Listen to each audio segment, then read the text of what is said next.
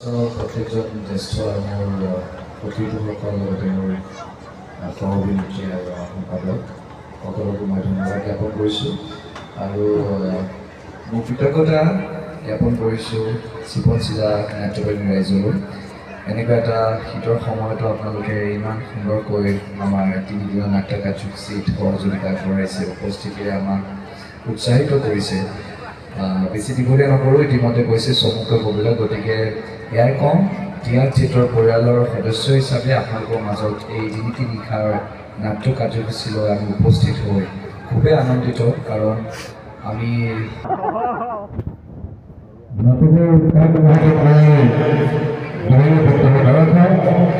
আজি আমাৰ বিদায় নিশা তথা শেষ নিশা, এই তিনিটা নিশা আপোনালোকে আমাৰ এই ইতিহাস থিয়েটাৰৰ নাম উপভোগ কৰিবলৈ আহি যেনেদৰে আমাক উৎসাহ উদ্দীপনা যোগালে, তাৰ বাবে আমি থিয়েটাৰ কৰ্তৃপক্ষ তথা সমূহ শিল্পী কৰ্মকৰ্তা সকলোৰে হৈ বহুত বহুত ধন্যবাদ জনাইছোঁ। আৰু লগতে যিটো মহান অনুষ্ঠানে আমাক আমন্ত্ৰণ কৰি আনি ইয়াক তাক মঞ্চস্থ কৰিবলৈ সুবিধা কৰি দিলে, এই মহান অনুষ্ঠানটোৰ প্ৰত্যেকজন বিষয়ববীয়া কৰ্মকৰ্তাৰ লগতে শুভাকাংক্ষী সকলোকে মই ইতিহাস থিয়েটাৰৰ তৰফৰ পৰা বহুত বহুত ধন্যবাদ জনাইছোঁ। এই ইতিহাস থিয়েটাৰখন আপোনালোকৰ এটা অনুষ্ঠান, এই অনুষ্ঠানটো অসমৰ বিভিন্ন প্ৰান্তত আমি ইমূৰৰ পৰা সিমূৰলৈ ঘূৰি ফুৰোঁতে ধূলি মাকতি লগাটো স্বাভাৱিক। গতিকে এই ধূলি মাকতিবিলাক আপোনালোকৰ এই অনুষ্ঠান বুলি ভাবি মহাৰি কোলাত বা বুকুচাক ল'বলৈ মই অনুৰোধ জনাইছোঁ।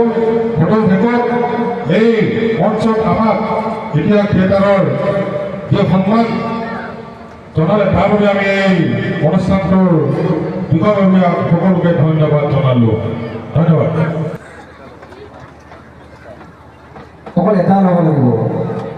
এতিয়া আগবঢ়াইছোঁ প্ৰথম পুৰস্কাৰ কাৰণে মহান কোনটা মহান ব্যক্তিয়ে আজি পুৰস্কাৰটো গ্ৰহণ কৰে। এয়া উঠিছে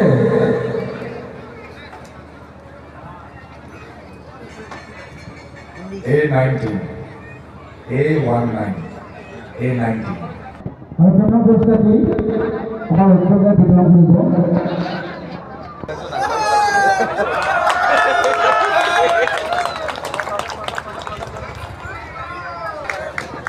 এয়া প্ৰথম পুৰস্কাৰ গ্ৰহণ কৰিছে।